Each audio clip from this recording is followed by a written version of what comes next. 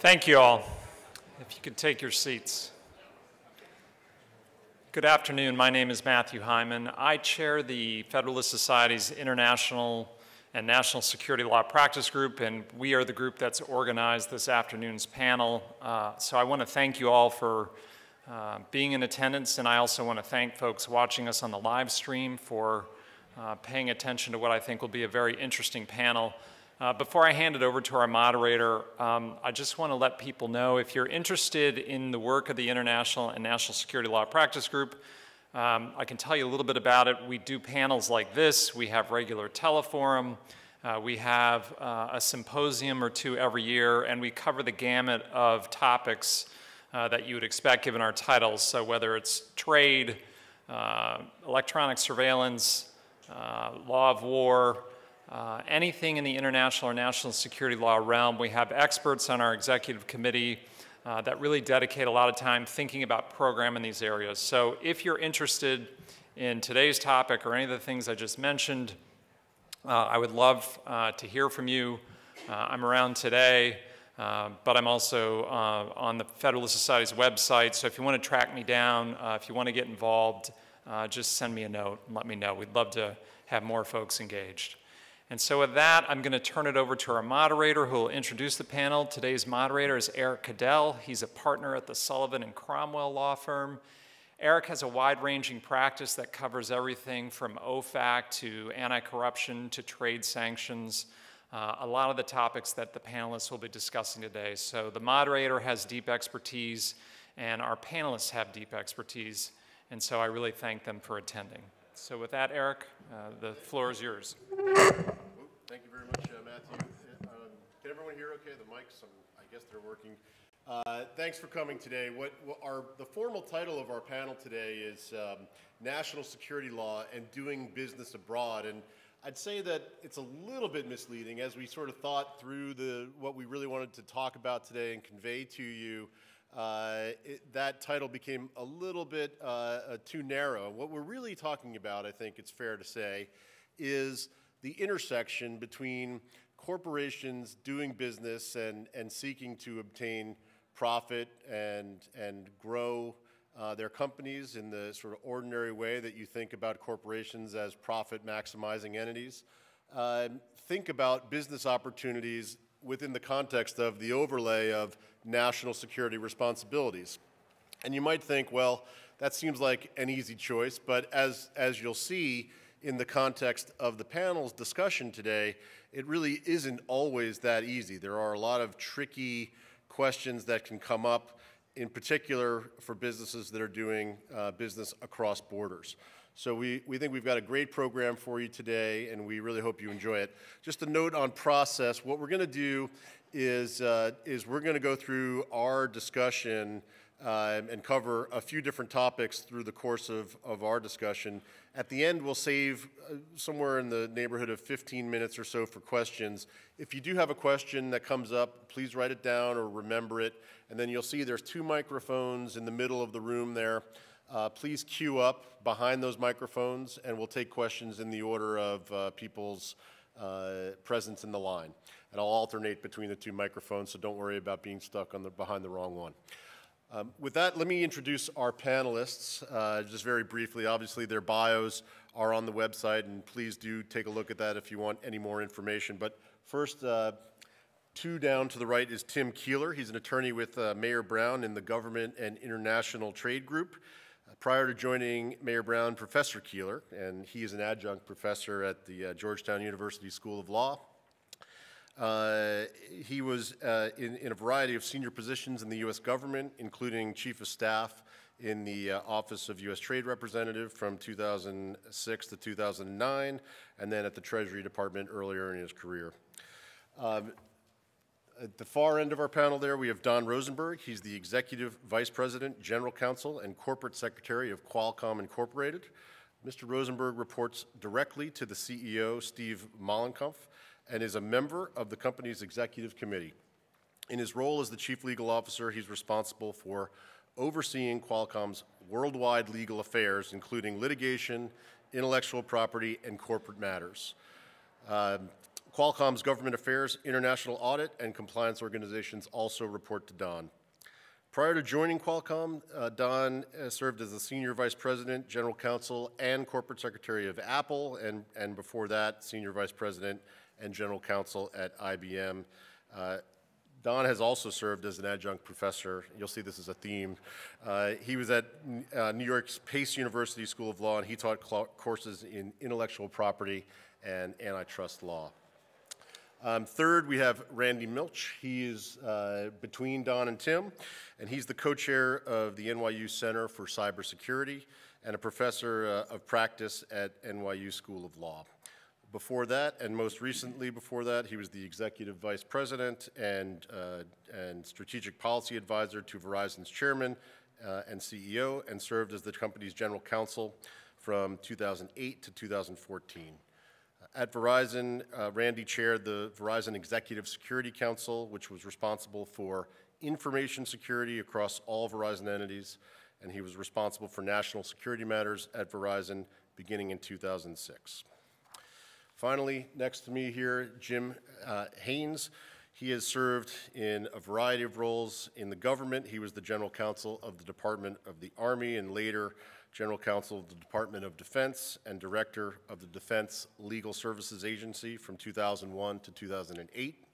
He's also been in private practice as a partner in the national law firm of Jenner & Block, and he's been in-house in the biotechnology, energy, and national defense industries with a number of major companies, including Chevron, General Dynamics, CSRA Inc., and SIGA Technologies, S-I-G-A.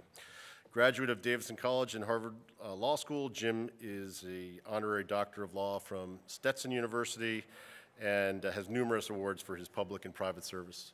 As far as I can tell, Jim's the only one of us up here not currently or that has been a professor of law. I am an adjunct at GW Law. So with that, let's just launch into what we're here for. And just to set the stage, what we're going to talk about first is an area of law called National Security Review of Foreign Investment, or you might colloquially have heard this referred to as the CFIUS process. And in the United States, the CFIUS process is a means by which foreign investors who come in and obtain control, or as Tim will explain a little bit, in certain sectors, if they just have a minority investment, may need to go to an interagency group chaired by the Treasury Department and obtain a review of that investment for national security reasons. And there's a wide range of options that CFIUS has in evaluating a transaction, including potentially referral to the president. And I'll start with this first question to Tim. So Tim, very recently the Foreign Investment Risk Review Modernization Act, or FIRMA, was overwhelmingly passed by Congress on a bipartisan basis, following extensive negotiations with the administration, and President Trump signed it into law in August.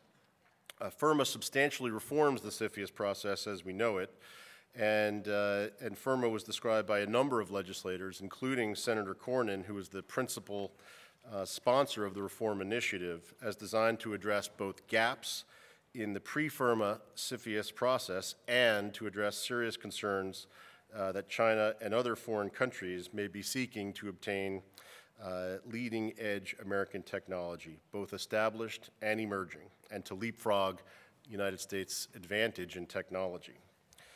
Can you tell us a little bit about what happened in FIRMA? What was it all about? How did FIRMA end up becoming both FIRMA and the Export Control Reform Act, and how did it change the CFIUS process that we know? Sure. Again, thanks, Eric. Thanks to the Federalist Society. Thanks to my panelists for being up here.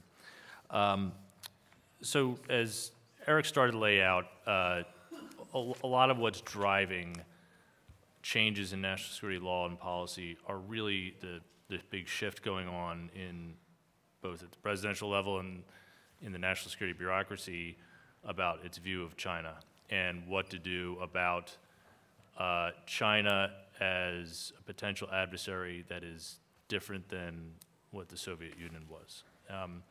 And CFIUS is, in some ways, this bill that passed is Congress's imprint on it.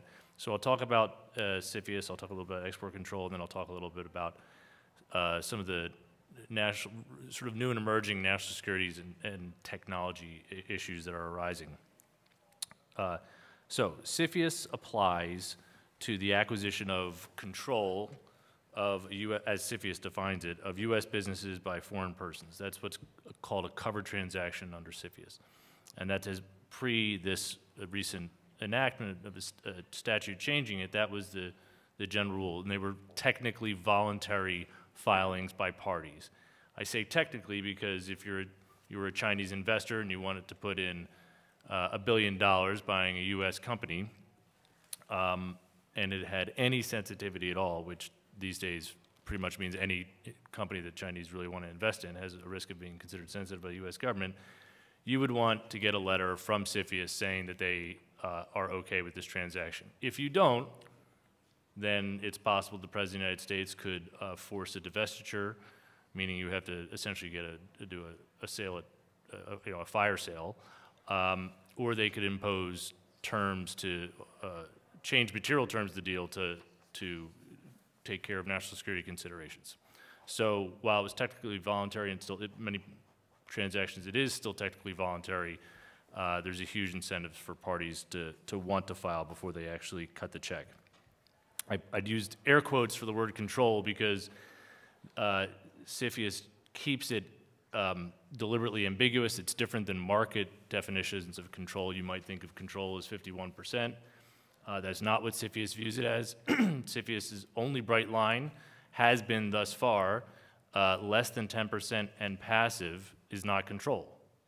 So anything above 10% and anything non-passive, one board seat, could be considered control. And as I'll get into, that they've even gone farther than that in the new statute.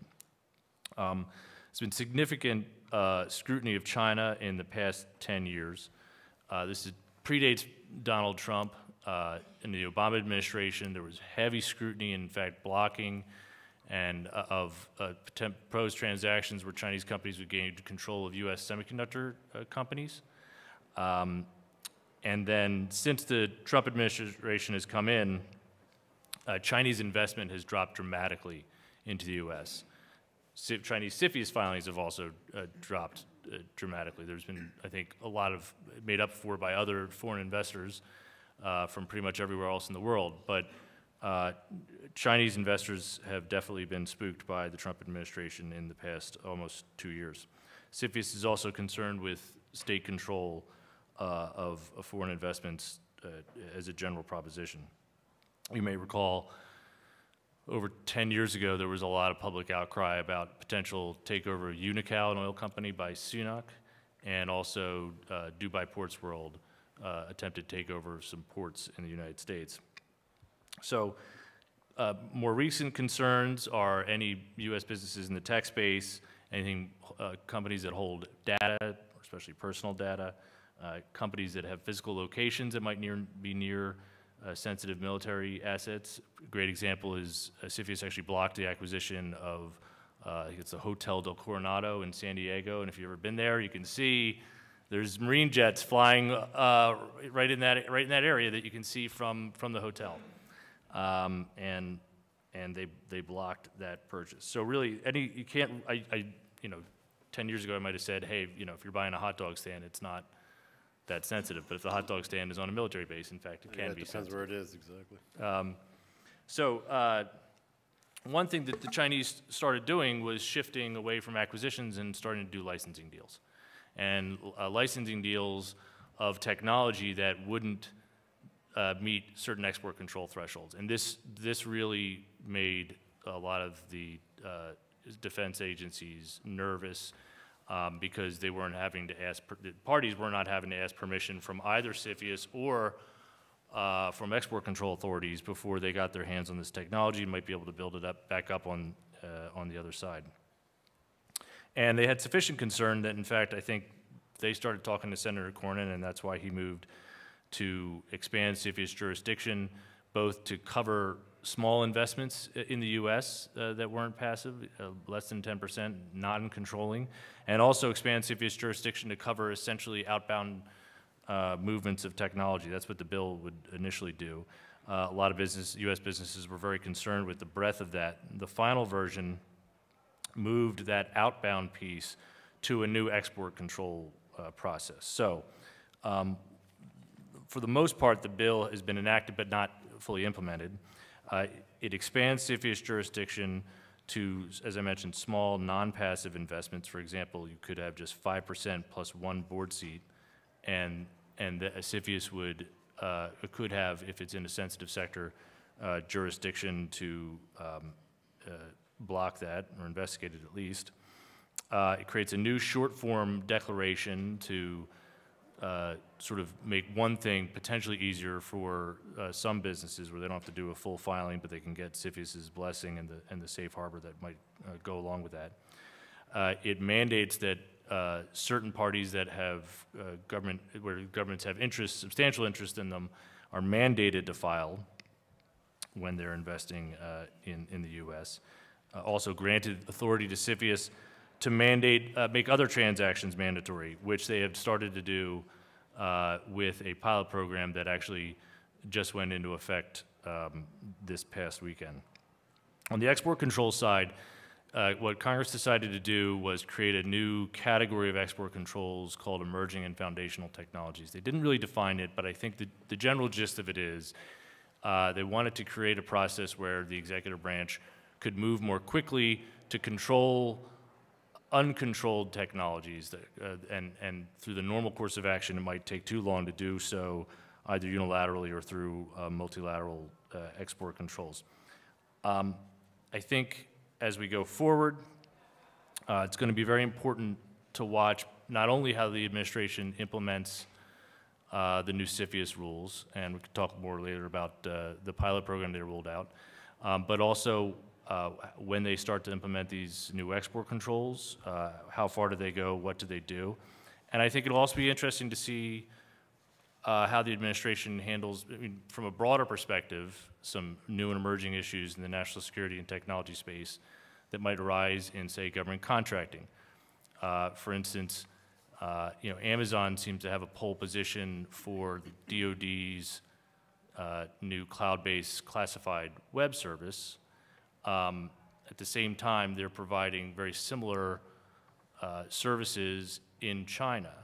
And even if one assumes a lot of the IP is protected, does that, having those two customers with very similar programs, does that raise vulnerabilities just by dint of being a customer on both sides of the Pacific that we may not have been concerned about in the past? It's certainly, I think we're going to see a lot more of cases and instances where those types of new issues really raise concerns. So, great. Thanks very much, Tim. And Don, if I could turn to you next, and I'm sorry if this is bringing back some bad memories from earlier this year, or maybe it's good memories, but in any event, memories. And Tim's laid out for us the sort of jurisdictional framework of what CFIUS is, what CFIUS does, and the process. But you've got some real-world experience with CFIUS process, and national security law played a profoundly important role in how Qualcomm does business at home this year, or I guess last year. CFIUS took the extraordinary step of actually blocking a hostile takeover of Qualcomm by Broadcom and calling the proposed transaction a risk to the national security of the United States. Can you tell us a little bit about what elevated this business conflict to the status of a national security threat? Sure. First, I just want to thank the Federalist Society. They have been extraordinarily supportive of, in particular, property rights, which we at Qualcomm believe very strongly in, and that includes intangible property rights. And that has been going on for years, actually, not just recently. That is the Federalist Society support. So I just wanted to throw in a word there of thanks.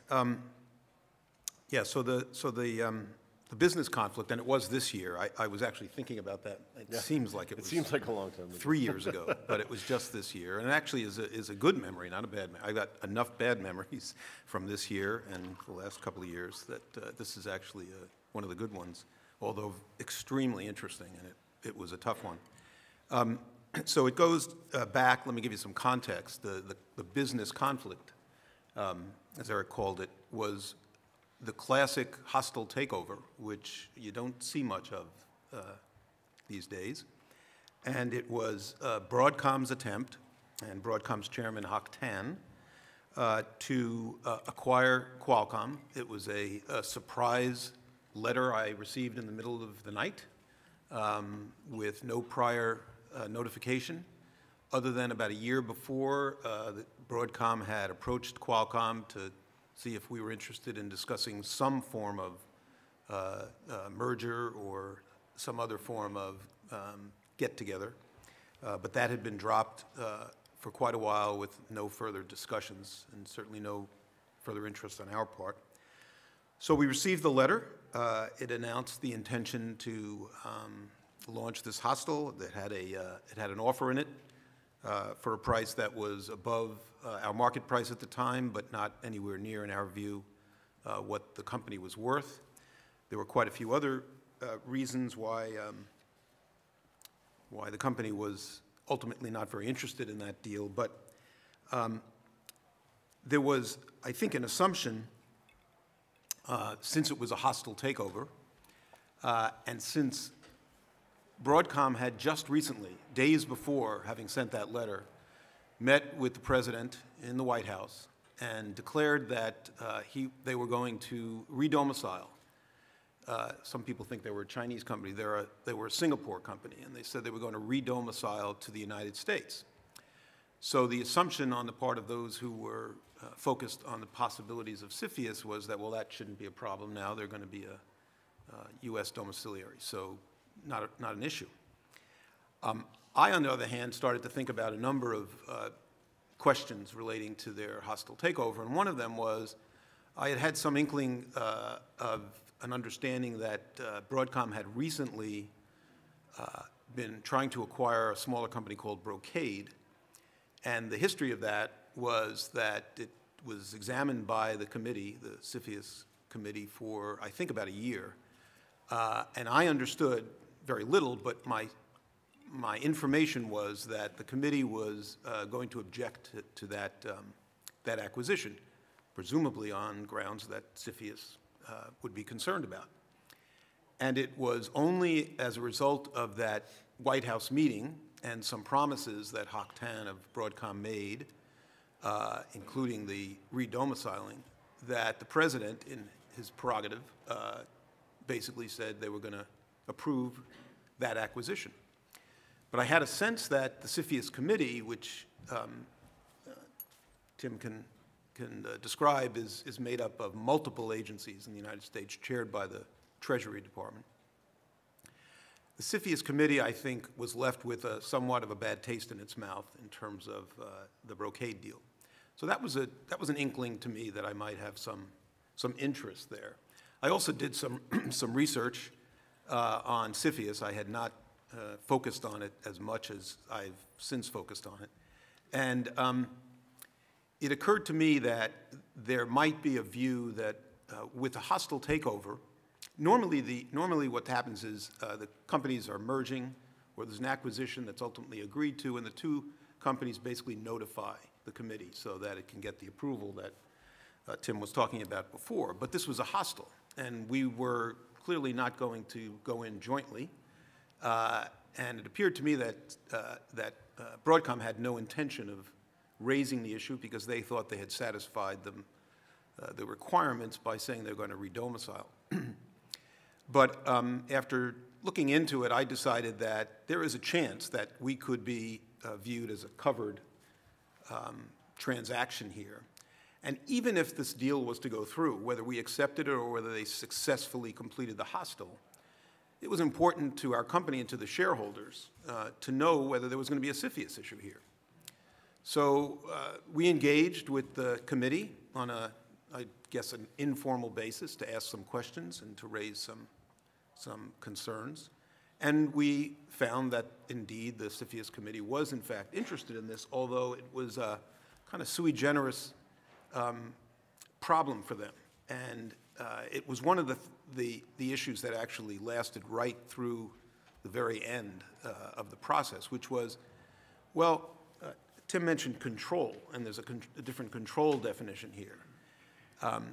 But a lot of people were saying, well, let's see, suppose, now, Broadcom had put up a slate of directors. So going forward, they wanted to have their slate accepted when we decided we weren't going to accept their hostile takeover, and they wanted to be victorious at our proxy meeting and get their slate of directors in. Presumably, that slate of directors would be more willing to do the hostile.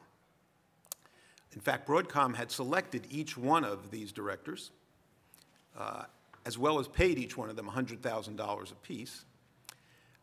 But still, the notion was, well, these directors will have fiduciary obligations. They can't just simply vote the way Broadcom wants them to vote. And my answer to that was, I suppose that's possible, but they were hand-selected. They were each paid $100,000.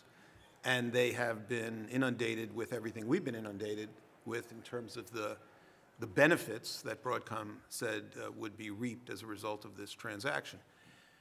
But the CFIUS committee was wondering, well, will they actually have control if they were to win the proxy contest? Because remember, they would just be new directors. It wouldn't be CFIUS. They wouldn't work for CFIUS. So that was one of the hurdles we had to get over. And of course, when I say we, I just was, and my team was trying to educate them. And they were asking a lot of good questions, and we were giving them all the right answers, I think. I've tried to cull this down because it was a 3 or 4 month story. As anyone who's been through a hostile knows, the process that ensued after that hostile was revealed to us was, to put it mildly, all-consuming. You have to deal with shareholders, particularly institutionals and index funds. You have to be concerned about ISS and Glass Lewis, because what you're trying to do is preserve your company as you think it ought to be preserved versus giving it away to the hostile. So we were faced with, in a short term, a very difficult and taxing question. And of course, the main thing that our shareholders were interested in, at least in the short term, was the fact that the market cap would increase, presumably dramatically, if the hostile was accepted. They even at one point raised their price when we rejected their first bid, and so raised it even higher, which of course attracted even more interest on the part of our shareholders. We were, of course, interested not just in short term, but in the long term. And Hock Tan had made it very clear, and he had a history of acquiring other companies and selling to private equity interests and basically getting some short-term return. And he had made it clear that he was going to reduce fairly dramatically our investment in research and development. Now, Qualcomm spends over 20% of its revenue every year on research and development. For those of you who are aware of what companies generally spend, that's an enormous percentage of revenue. Companies like Apple spend something in the range of 3 to 4% of their revenue per year on research and development. And our research and development is closer to pure than a lot of other companies. 70% of our employees are still engineers. And we started as a research company and a company that really wanted to develop system-wide mobile communications technology. We're known now for the chips we sell. We started with modems, the connectivity chips, and now we sell a complete application processor along with integrated connectivity technology. And of course, our second business is licensing. The R&D that we spend is part of what we think of as a virtuous cycle. We invest in inventing technology. We protect it with patents. We then license those patents, having contributed our technology to the standards bodies which control the mobile communications industry. And we agree, when we contribute that technology, to license our patents on what are called fair, reasonable, and non-discriminatory terms. That research and development is basically funded by the royalties that we collect from that virtuous cycle I just described. So it was clear that if the research and development was going to be dramatically limited, we were going to have to dramatically, or Broadcom would have to dramatically decrease its investment in research and development going forward. Cutting a lot of pieces out of here, eventually the committee, CFIUS, issued what was an interim order along with what's called a Rawls letter to us. And I brought them with me because I just want to give you some sense of this.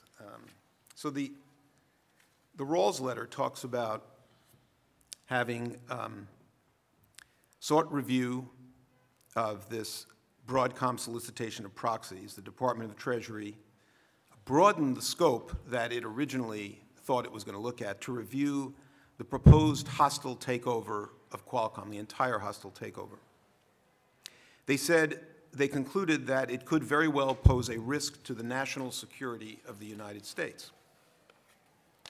Now, what they do when they examine one of these proposals is they go through a process of looking at each party and determining what impact, if any, from a national security perspective in particular, the transaction might have on the United States. They said that CFIUS had identified potential national security concerns that warrant a full investigation of the transaction, and the articulation of the potential national security concerns in significant part is classified. They then talked about how Qualcomm is a leader in technology and standard setting. They talked about the risks that would be posed to the United States national security if Qualcomm's ability to invest in technological leadership was in any way limited. There was a lot of focus on 5G. Those of you who were in one of the last sessions with Ajit Pai talked a lot about 5G and its implementation. We Qualcomm are at the forefront of inventing what will be the technology of 5G. We've been doing it for close to a decade now. 5G is a continuation of 4G, which was a continuation of 3G. There are new and great things associated with it, but there's a lot of investment that goes into reaching that. And it was clear that the committee was very concerned about what was coming in the form of 5G and whether the U.S. was going to maintain leadership in the standard setting process in mobile communications, as opposed to, and they said specifically, the weakening of Qualcomm's position would leave an opening for China to expand its influence on the 5G standard setting process. A shift to Chinese dominance in 5G would have substantial negative national security consequences for the United States. And that was actually in the Rawls letter that the committee provided. Yeah. And I'm taking this opportunity because I'm kind of doing a little bit of a sales pitch for the importance of Qualcomm and the importance of Qualcomm's investment in technology.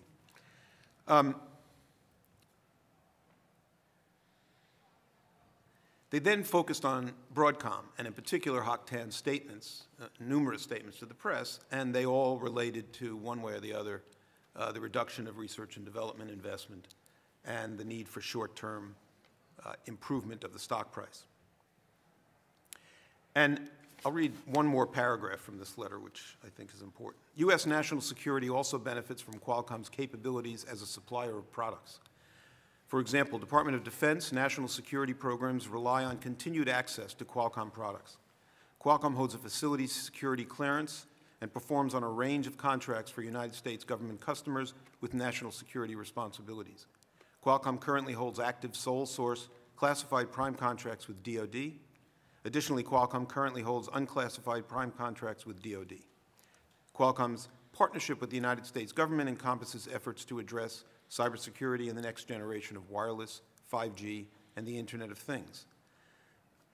Limitation or cessation of supply of Qualcomm products or services to the U.S. government could have a detrimental impact on national security.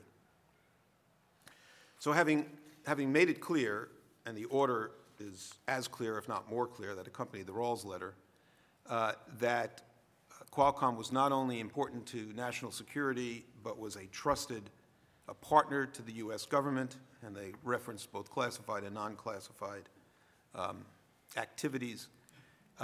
They decided that they would have to at least try to slow down the process. And in an extraordinary step, extraordinary for those of us who spend time in corporate governance and thinking about proxy battles, they issued this order, which accompanied the Rawls letter.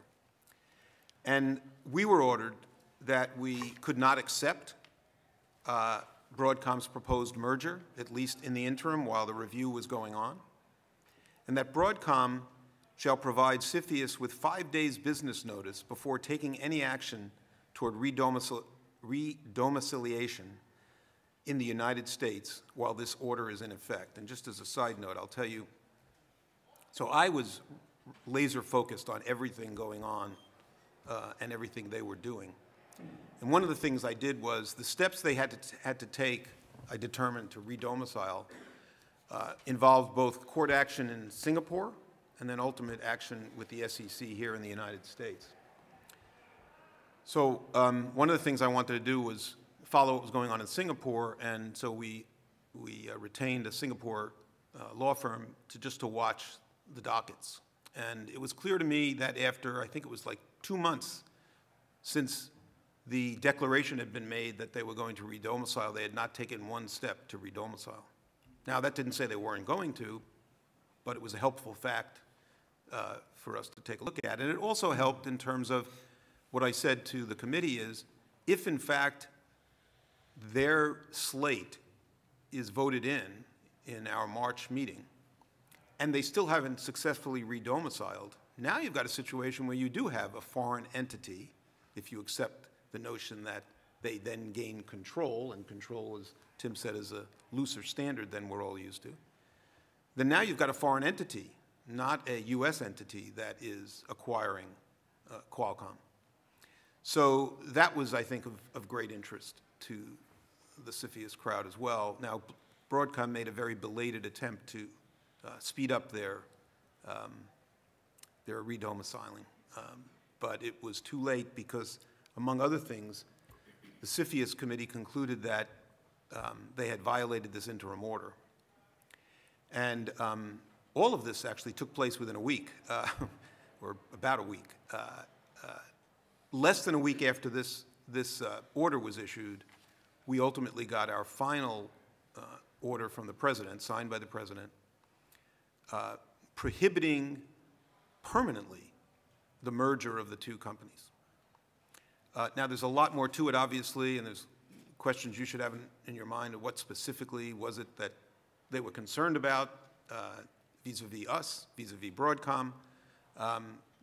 That I won't get into, but that's how a business conflict became a very interesting matter of national security and CFIUS issue. Yeah, thanks very much, Don. And that was really a interesting explanation of the process that we all saw unfold in the news. I know that you have something you want to say about sort of the other direction of the coin, but if you don't mind, right now I'd like to sort of switch gears, change direction away from the national security concerns associated with foreign investment or outbound investment and tack towards a different angle to the national security questions that we're addressing today. And I'm going to address these questions to Randy. Randy, in many cases, U.S. corporations may be called upon to assist governments in criminal investigations or intelligence operations, and this can take various forms, including requests to provide information in the corporation's possession or in connection with data protection or the response to data breaches, cybersecurity incidents. Can you tell us a little bit about how these issues can present themselves to corporations and how corporations might respond? Sure, Eric. Thank you very much. It's a pleasure to be here. The landscape surrounding dealing with government requests for information or assistance, and assistance is its own separate interesting issue, has changed very markedly in the last decade. And some of these things are obvious when you think about them, but hopefully you guys don't spend that much time thinking about them. The reason that it's changed is a fewfold. It used to be that the government request for information from companies was concentrated in a few areas, right? The government used to go ask for banking records, financial records. The government used to go to communications companies to get communications records, and the communications companies had landlines, and they eventually had wireless, thanks to Qualcomm and Don, those were the centerpieces of government activity as a general matter. I think if you looked overwhelmingly at where the requests came, that's what you would find. Obviously, we've had something called the internet for quite a while, but the internet has become a far more pervasive aspect of everyone's life over the last decade, and wireless and landline are now predominantly, I would believe, convenient access points to the internet as opposed to the end-to-end communications network that people are looking at. And the internet, of course, has transformed transactional life. It's transformed our communications life. It's transformed our social life on the nation as a whole. Not my social life, but other people's social lives. And the result of this is a few very important things. It means that the ones and zeros that the government is looking for are now much more widely dispersed than they used to be, right? So the ones and zeros can end up to be in a lot of different places when the government is interested in an intelligence investigation or a criminal law investigation or something that's a little bit of both. And we're looking now at social networks. We're looking now at any company that basically has transactions over a platform and maintains data about the activities of someone who might be of interest in an investigation. And you know, it's no surprise to any of you that this is getting more and more pervasive when you have warrants now for information that might have been passively collected by your Alexa in-home spy. I don't know what else to call. I don't know what else to call that machine that sits in your house and monitors what you say and at times seemingly blurts out words from the devil without bidding, which is why I unplugged my Alexa.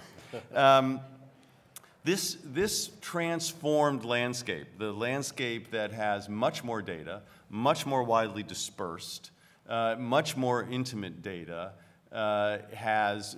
raises a few issues for an in-house counsel, I would think, and for all of us to think about, because we are very much at a stage where the limits of government action and the intersection with private industry, where we have to remember that in the United States, unlike almost everywhere else in the world, 80 to 90% of all the data, all the infrastructure, everything the government's interested in are in private hands, right? This makes the United States somewhat unique in comparison to the rest of the world. So there are a few items that this raises that I would set out for your consideration. First and foremost, I think from the standpoint of a company who may find itself with data that could be of interest, number one, you got to figure out, are you a company with data that might be of interest? Because many companies don't do that. And many companies are startled when they get the first request from the government for data. And the general counsel, who may be a perfectly good startup guy, or maybe someone who came along with a merger or an acquisition, or maybe someone who does IP work or whatever it is, it may be a little shocked at getting that when the warrant or the subpoena or what we call a D order shows up on the door and you have to figure out what to do. So number one, it's worthwhile if you are in the information business among the very many things that it's worthwhile to do if you're in the information business, including not having so much damn information so you don't get hacked, but we'll put that aside for a second, am I likely to be of interest to the government?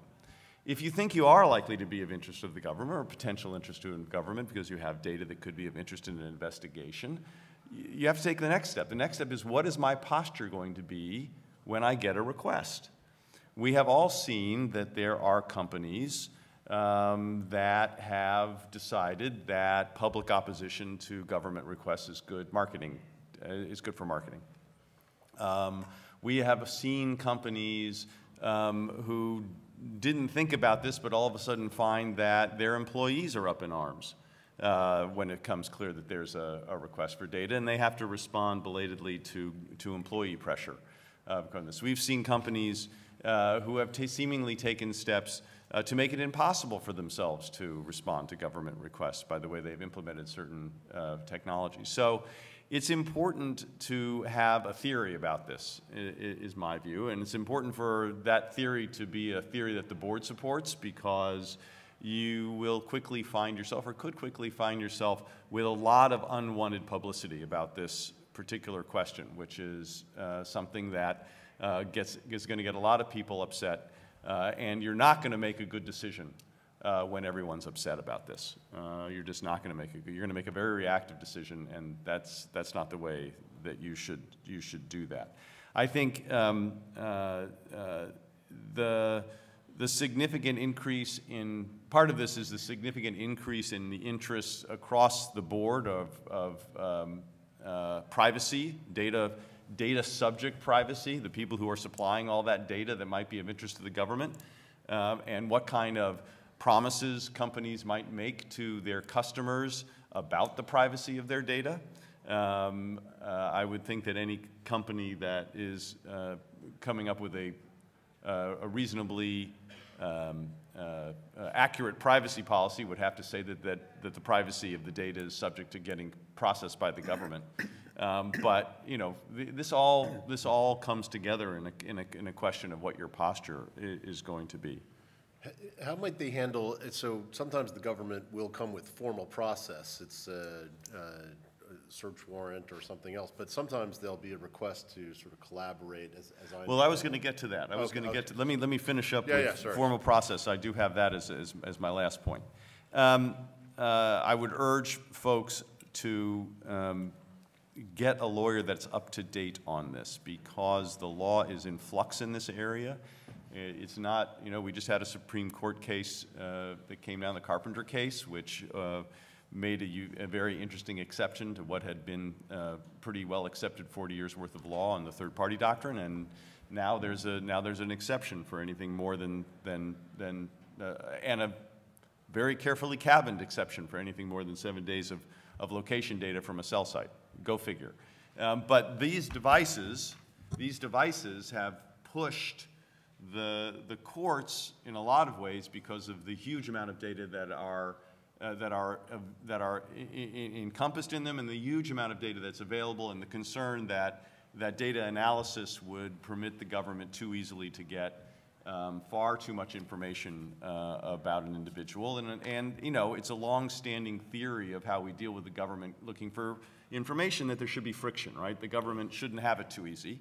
This is something that the left and the right agree on. They come back to the center on this from very different approaches. But the notion that there should be friction and it shouldn't be too easy is a long-standing concern if you go back and you read the cases. So you need someone who is up to date on this, because the law is constantly changing. And again, this comes back to your posture. Are you going to publicly refuse? Are you going to get into a fight like Apple did with the FBI over the phone, over the county-owned phone in the San Bernardino, in the wake of the San Bernardino terrorist attacks? So this is something that comes up to things. Let me turn to this notion, if I still have time, about this question of assistance. So assistance comes up in a couple of different ways. I'm putting aside for a moment being a government contractor. So if you have a contract with the government, obviously if you've done your work, you've set out the metes and bounds of what your obligations are to the government, and they have expectations for you. Not that that wouldn't make you an interesting potential partner, quote unquote, for extra contractual or other assistance. It might, because they know you and your people have friends who are in the government, particularly if you do classified work. There are going to be some very close relationships, and those are the one route in which these requests come in is from your government contract handlers. Somehow your name gets passed around, and people you don't normally deal with all of a sudden are at your door to ask you for assistance. Assistance, by the way, comes in the warrant arena as well. Title III has an assistance provision. The FISA Act, FISA has an assistance provision that tells any company basically that it has to provide a suitable assistance in carrying out a FISA warrant. So you could be asked for assistance even if you've put in place protective measures to protect the privacy of your customers' data. You could be asked for assistance to undo those measures, and that indeed was the crux of the Apple FBI question. It wasn't about encryption per se, but it was about the additional safety requirements that Apple had put in place to slow down and prevent brute force attacks on the data that's in the phone. So let me turn to this question of assistance, because I think it is a knotty corporate decision, assistance. I'm going to be careful to state this in appropriate fashion. The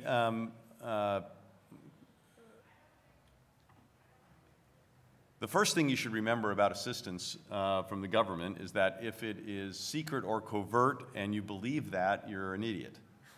There is no such thing as a secret, and particularly if it is secret, that makes it all the more likely that it's going to be disclosed. So you can't operate on a theory that any assistance to the government in the course of an investigation, in the course of some covert activity, in the course of some assistance in a covert activity. God forbid that you'd actually agree to do something covert. I think you should be disbarred and kicked out of the company if you actually agreed to put your people in harm's way that way. But there are lots of assistance aspects that you might think are very safe, no one will ever know, not a problem, right? And then you have a Snowden, or you have and for some reason the government allows someone to leave with reams of data. And your name's all over those, and it's a bad hair day all around. So number one, it's not going to stay, if they tell you it's secret, it's not going to stay secret. So anything you agree to do has to be something that you're willing to see on the front page of the New York Times, which is the old rule about everything you do, right? If you don't want your mother to know about it, or if you don't want it to be on the front page of the New York Times, don't do it. So the question really comes to, in the case of something that might be classified, how are you going to brief your board? How are you going to brief your boss? If your boss doesn't have the suitable clearances. Getting a clearance is a pain in the butt, and these days it takes forever. Now you can demand that if they're going to ask you to do something, I want a clearance for this person for this day, and lo and behold, people have that power to do that, but it's significant. And getting a board, or you're going to have a special board committee. Many companies that have lots of classified contracts sometimes have board committees that are cleared so that there could be board oversight of these activities. All in all, I think that, from my own view, is that when these requests come in, which they do, they have to be very carefully considered. After all, and in the best of circumstances, this is an important thing to do. The government is doing something important and necessary. That's in the best of circumstances, and without having any other data, which you are probably not going to have because there's a real data asymmetry when you're dealing with these issues. You're being told this is the most important thing in the world and lives depend on it, et cetera, et cetera. You're going to have to take this seriously because they could be telling the truth on that. They could also be lying on that, or not lying, they could be exaggerating. I think that's probably a better way of saying it. I wouldn't say that anyone's lying, they're exaggerating. So you have to figure out a method. If this happens, you have to figure out a method. And again, this is one of those things. I don't think this is a very likely scenario for the run-of-the-mill company. I do think it's a potential scenario in an interconnected world. You never know where the potential nexus of a bit of information or a bit of a transaction might cross company X's portals in a way that they could be of assistance, but not in a way that really gels into one of the standard forms of process that the government could give to provide you with appropriate protections from lawsuit, appropriate protections that the request has been vetted, and appropriate protections that it's been vetted by someone neutral like a judge. Those are all important protections for a company that agrees to do or respond to the government, right? The neutrality of the judge signing off on a warrant or an order is an important set of protections for a company. If it falls outside any of the standard ways that things can happen, that's a much more significant set of risks that you are potentially undertaking for your company. Great. Yeah, go ahead. Can I just follow? Sure. Sorry, Randy, you talked about commands from the government, and you talked about requests from the government. What about when the government comes in and just sort of lays something on the table and walks away? Yeah, that happens at times. That certainly happens in the cybersecurity realm. That happens in other instances when they think you might be unknowingly dealing with someone you shouldn't be dealing with. You know, it's like any other information bill. You got to take it. You know, you're going to immediately give it a little bit higher priority in the sense that you can't imagine why they would be coming at the door if it wasn't a serious matter. And you know, I don't know about Don, but I certainly got those phone calls. I got those phone calls from generals in the Pentagon at times, you know, reaming me out for putting out RFPs that had, God forbid, included Huawei and ZTE, and how could I possibly do that? I think that you know, you have to take it seriously, and you have to deal with that set of information like any other. Of course, you're in a little bit of an awkward position if you are a government contractor, because that tends to that potentially can influence the way you respond to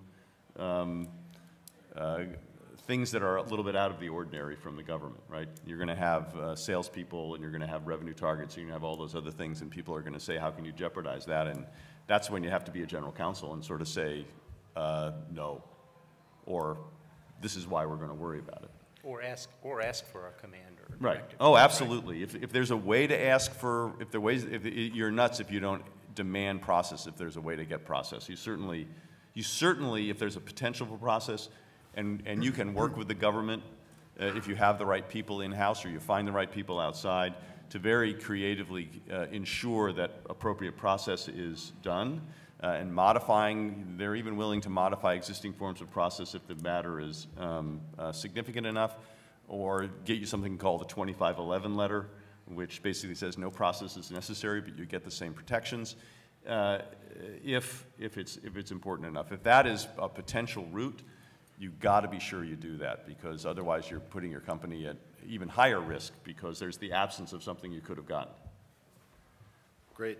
Thanks very much. Don, I know this is horribly unfair, but if there's any way to do it, I'd like to ask you to just spend maybe 5 minutes, maybe 10, just talking a little bit about the other side of the coin, I'll call it, which is when Qualcomm's going out doing business abroad and dealing with other jurisdictions, are there situations where Qualcomm can be asked to essentially force or be forced to transfer technology? And if there is there anything that the U.S. can do about it or should be doing about it? So we've never been asked to transfer technology. We we wouldn't if we were. We, of course, as I said before, we license the right to use our patents.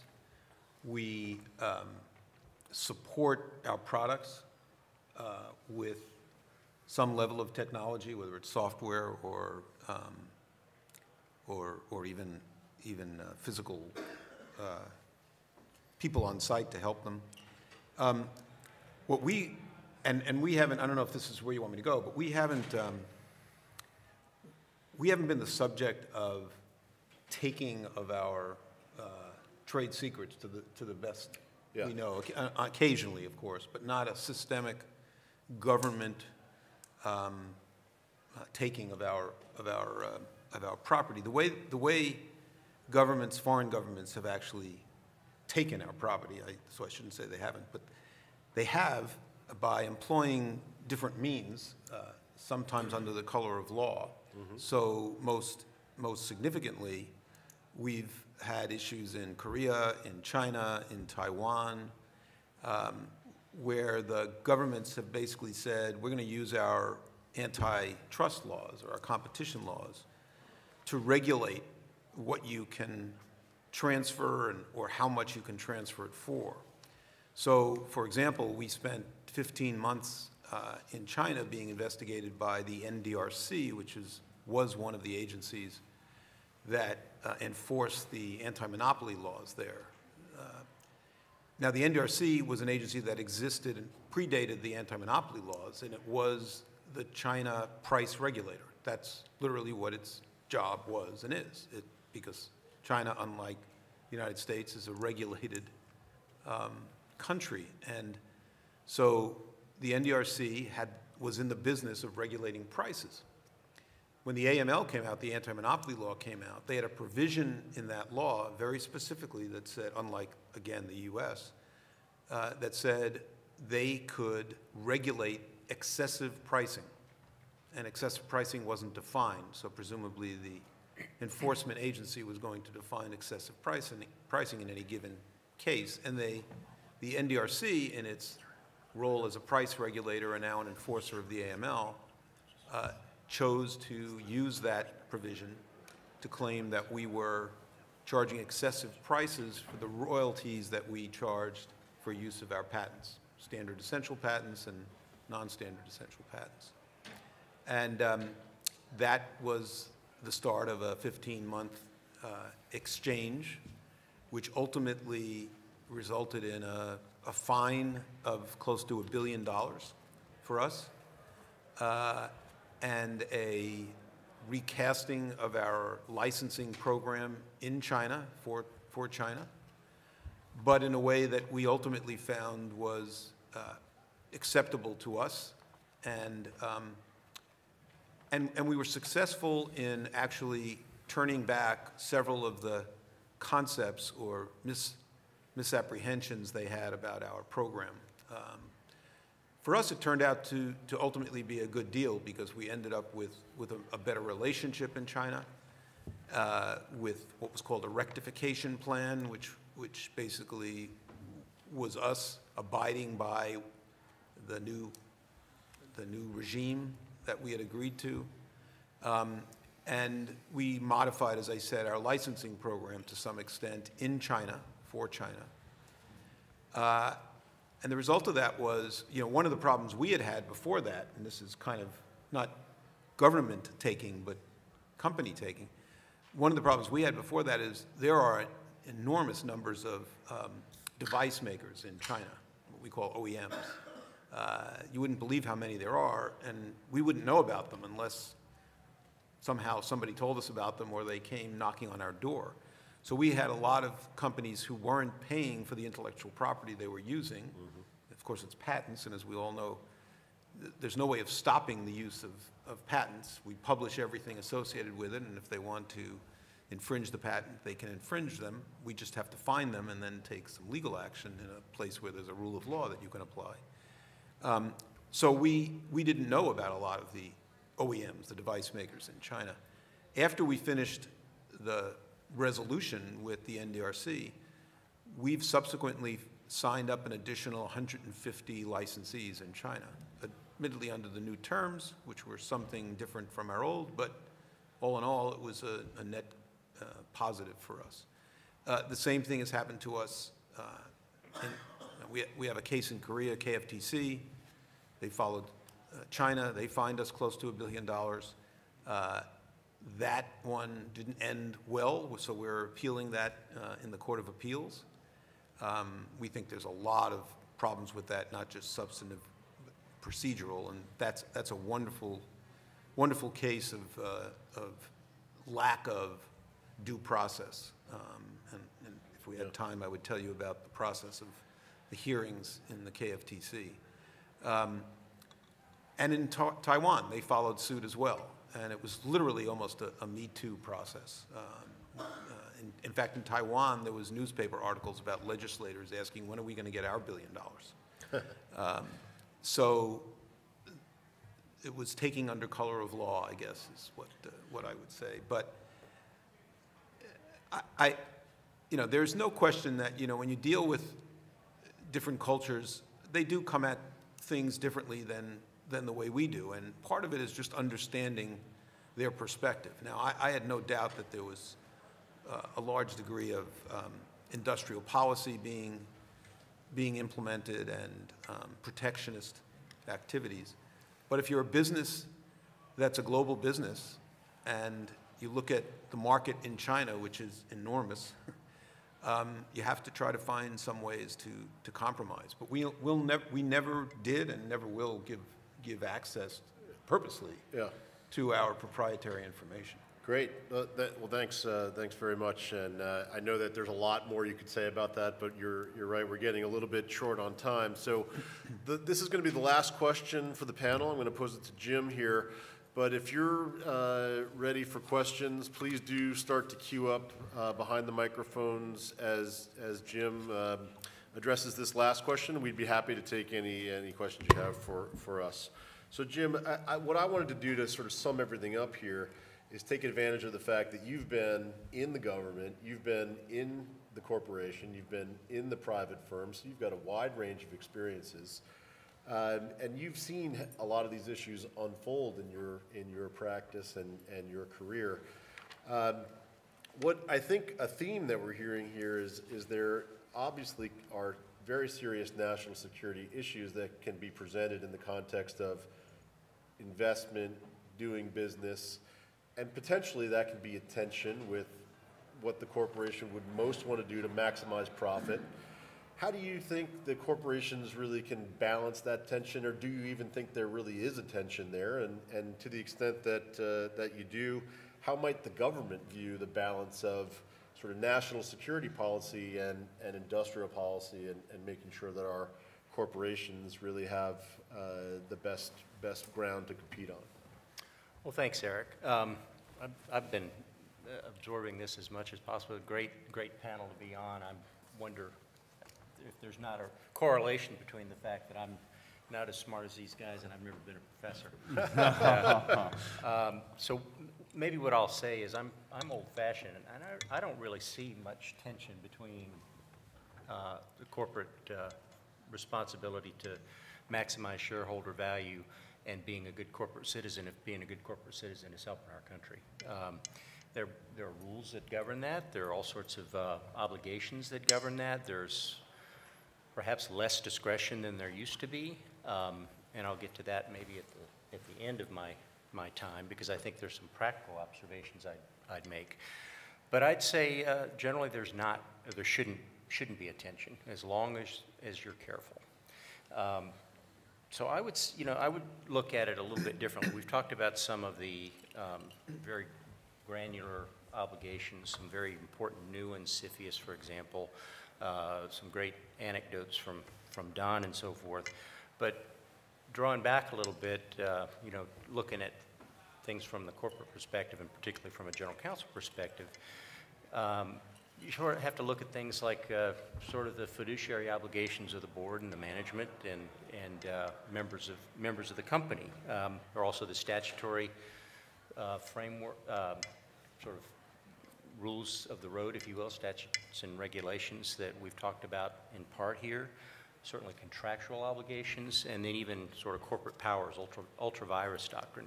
And I thought I might just sort of touch on each of those briefly as important context for decisions that a general counsel or anybody at the leadership has. I mean, the fiduciary obligations are pretty basic. The duties of care, essentially to make careful, informed decisions, and a duty of loyalty to act on behalf of the corporation and the stockholders by not putting any personal interests in front of those. And I would think analyzing operating, in the interests of national security in that context is not hard to do if you follow the rules. It's pretty generic, but it's important to remember. And that's where I think Randy's comments about inquiries or questions or mandates from various levels of our enormous government, not to mention other countries' government, makes it important to go, as he said, go find an expert. But there is that basic groundwork. There are also statutory obligations. We talked a lot about CFIUS and the recent amendments to that. There are some old statutes that certainly apply in the national security context, the Defense Production Act, which is very broad and has all sorts of powers that are available to the leadership of the country in all different contexts, including national emergencies, some of which have been unending. There are national emergencies that were declared decades ago that still apply for purposes of the Defense Production Act. Also, the Defense Base Act, if you're doing any work for the government overseas. Those are very deep subjects and perhaps a topic for another conversation. Got contractual obligations. If you're a new company, you've got the formative documents of the company. You got you're spun off, and you've got licensing constraints. You've got financing arrangements with affirmative and negative covenants that might be implicated by certain actions that you need to be careful about. You've got joint venture agreements, licenses. Don has talked about those a lot, and certainly contracts with the U.S. government if you have them. And then finally, sort of at the broad level, the ultra-virus doctrine, which essentially is you got to be, if you're going to act on behalf of the company, you got to have power to do it and not step outside of that without certain steps being taken. So I thought that was useful or important to make sure it's laid out that a general counsel has to view these things in a context. And I shouldn't neglect the disclosure obligations, particularly for public companies. Material contracts that reach certain thresholds have to be disclosed unless there are exceptions. And then for the basic securities quarterly and annual filings, trends that should be elevated to the awareness of the shareholder base that may be implicated by doing business with the government. Practical points, if I may. Yeah. In the old days, somebody might have walked in to see the CEO and say, look, I need you to do something. And, patriotism being the way it is, they'd go do it.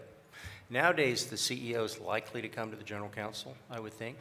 The scarier and perhaps more common context, though, is, in my experience, is that whoever's coming in is not going to the CEO. They're going to some organism buried way deep in the company, maybe overseas.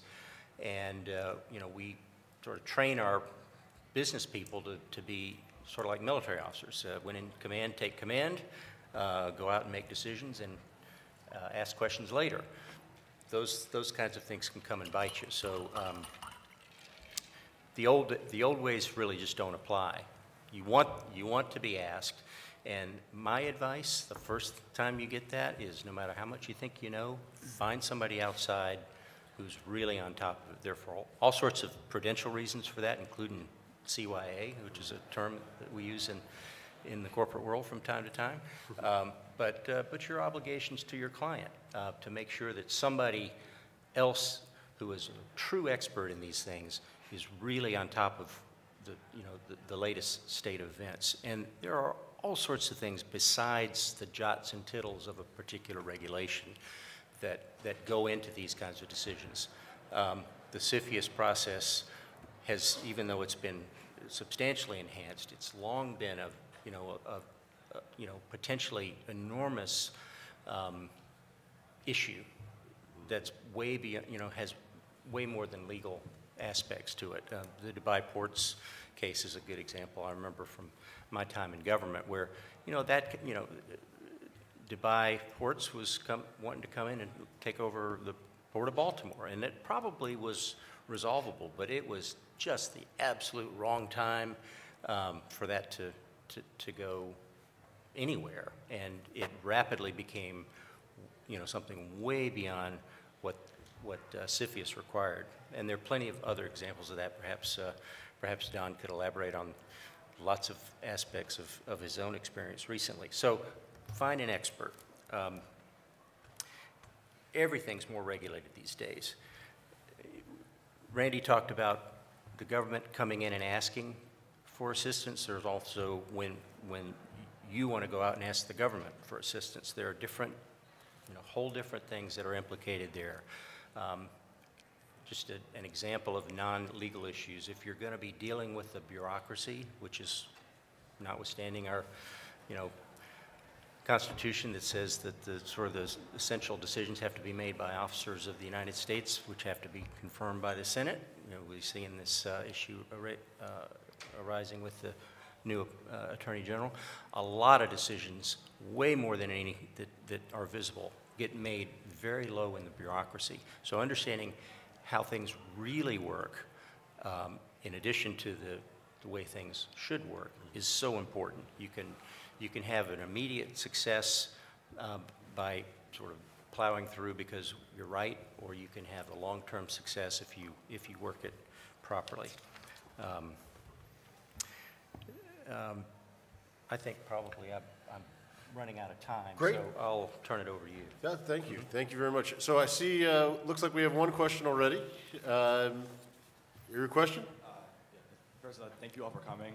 If you could just announce your name Yeah. and your affiliation, that'd be great. My name is Miles Lynch. I'm a 2L at University of Pennsylvania Law School. Great. I wanted to reframe that last question.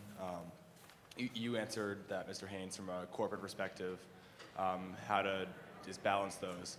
But how do you balance, from a public policy perspective, the interests of the nation in policy on innovation versus the national security concerns of other companies or other countries investing in U.S. companies? So my understanding is that there's not enough U.S. VC money to fund all of the startups and companies that are looking for funding. And how do you stop countries like China from just controlling too many things in the United States? I'll start answering the question, but I actually think Then kick it over to Tim's Tim, probably yeah. the expert on Yeah, that. yeah. I mean, I think the short answer from my standpoint, here I'll turn to the expert, just exactly what I practice, what I preach, but I don't think there's a prohibition on investment. It's just that it needs to be elevated and evaluated, and there are all sorts of mitigation tools that are available to the government so that the government can make a decision. It's just the context of getting the issue up and elevated and making sure that there's a deliberate process to follow. Is that fair? Yeah, I mean, you sort of raised the big picture policy questions for CFIUS policymakers in Congress and the President. Whenever there's amendments to CFIUS, it always starts with throat-clearing language, or an executive order, throat-clearing language about the importance of welcoming foreign investment as a general proposition in the United States and how it enhances U.S. economic strength and therefore enhances U.S. economic and national security. But, generally expanding concerns about particular types of investments. And I think there's not a prohibition on Chinese investment in the United States right now. There have been very small numbers, very small number of Chinese deals that have been approved by CFIUS during the Trump administration. But I think Chinese investors probably accurately read that the Trump administration was going to be giving an enormous amount of scrutiny Chinese investments, and that itself deterred investment. I've not seen anybody try to assert that massive drop-off in Chinese investment into the U.S. has materially harmed the economy, because the economy's just done very well in that same time period. And foreign investment in the U.S. overall has not dropped. It's just the composition has changed. So, you know, for all these issues, when you've got conflict between essentially national security and economic goals, you have to make choices. And given the nature of the U.S.-China relationship and how it is different from the U.S.-Soviet Union relationship, where China is an economic competitor in a way the Soviet Union never was, this is going to be part of that. I mean, battlefield's too strong a term, but you know, very figuratively speaking, this is part of that battlefield, and you know, it's one part of sort of a broader trend in U.S. policymaking that I suspect is not going to change regardless, even if Donald Trump gets beaten next go-round. I don't see any change in this trend. Thanks very much. Can we go to the mic 2? John Baker, visiting professor at Georgetown Law. In a way, this follows on that question. And Mr. Haynes was saying there's no conflict between corporate view and national security. And on the other hand, the description of very different so-called market economies in China and elsewhere. Would any of you want to comment on the notion about the theory of free trade? That is, even though there may not be a conflict, many of the corporations are simply criticizing what's going on in the government in this administration as protectionist. And in part, the response from the government is, this is national security. To what extent do you think that internally within corporations, they're beginning to get a view, as I think Mr. Rosenberg's has, that is much more complicated than the theory suggests, that you're dealing with different, not only economies, but legal regimes that force companies in one country to do one thing that are not permitted or are permitted in another country? Thank you. I'll start on the last part of that. Probably about 10 years ago, I made a speech in which I warned about global corporations doing business worldwide having to now be concerned about competition agencies in many more places than when I first started to practice. It used to be you'd think about the DOJ and the FTC and Europe and not much else. Now there are 130 competition agencies around the world. And I remember using the term lowest common denominator, because if you're a company doing business all over the world, you basically can't do different things based on where you are, essentially. I mean, some variations, but not very much. So you've got to basically adjust your practices to make sure you're abiding by the most restrictive provisions, which is a daunting task for companies. Nevertheless, as I said earlier, we're in a global, the idea that there shouldn't be trade or trade should be restricted or we should do something about getting away from a so-called global economy is a dream. I mean, we're in a global economy and we've got to deal with that. So I think what I would like, actually, and again, I'm focused on competition laws, is a bigger focus on due process when we engage with other countries. There's a lot of lip service paid to due process, and I explain this to anybody who would ask me in the government when I was going through the last several years' worth of dealing with several of the countries I talked about. Take Korea, for example. We have a trade agreement with Korea, a bilateral trade agreement called CORUS.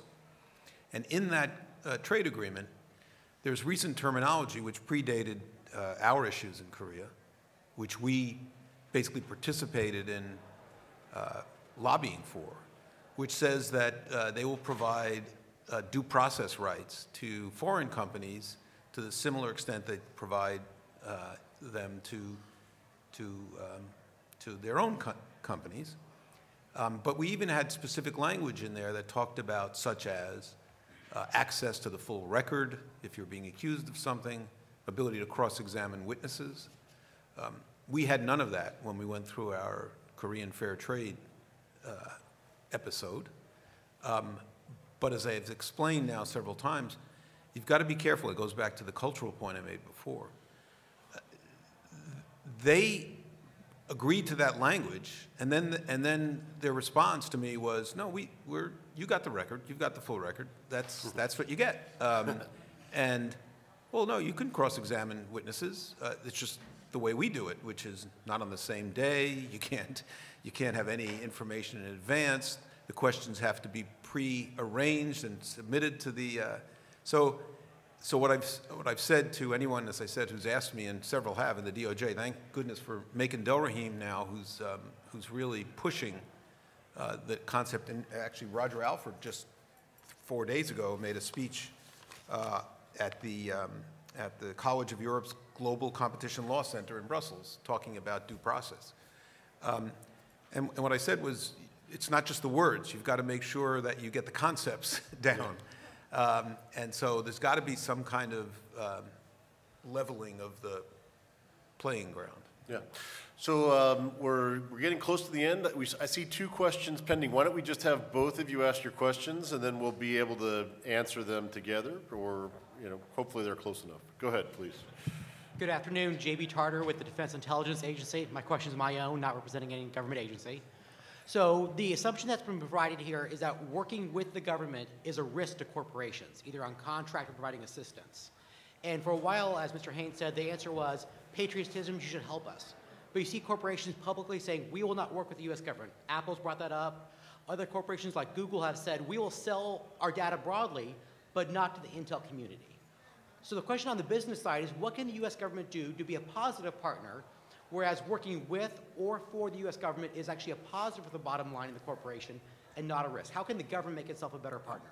I just have to say, this is one time I want to say, we are not a Silicon Valley company. We live in San Diego, near the Coronado, and we work with the government. So. But you were at Apple. Let's just get the second question, and then we can answer. Go ahead. Hi, I'm Ivana Bengochea. I'm a third-year student at Columbia Law School. My question is related.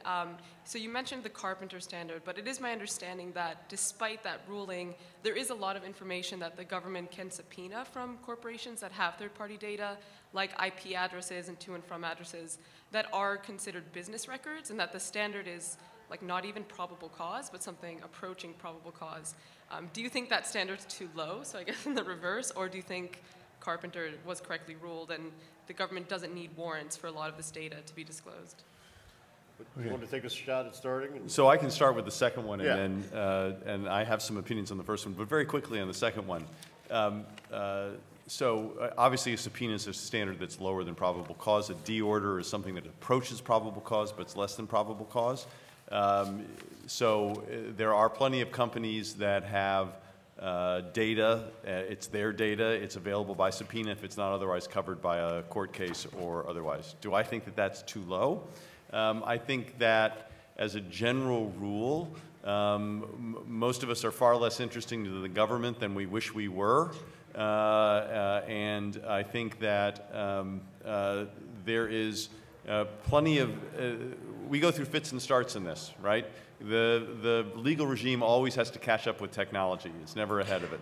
And the history is that there's a series of court cases that enrage the enraged legislators one way or the other, and then Congress comes up with a law. And it's happened repeatedly. It's happened periodically since 1968, is in the modern era, that that technology has, that the law has tried to keep up with technology one way or the other.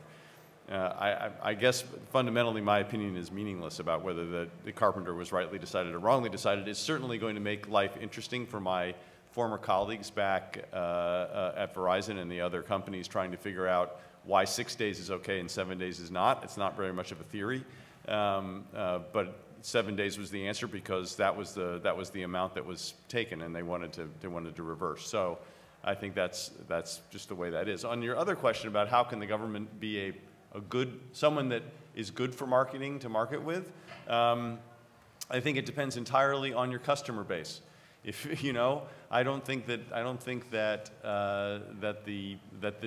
DIB, the Defense Industrial Base, has any problem being the DIB, and I think that they want to be good partners to the government, and I think that I think that if you do not have a consumer base for your customer, you don't have a wide consumer base as your customers, you don't have much to worry about in this way. It's very difficult to be pressured one way or the other.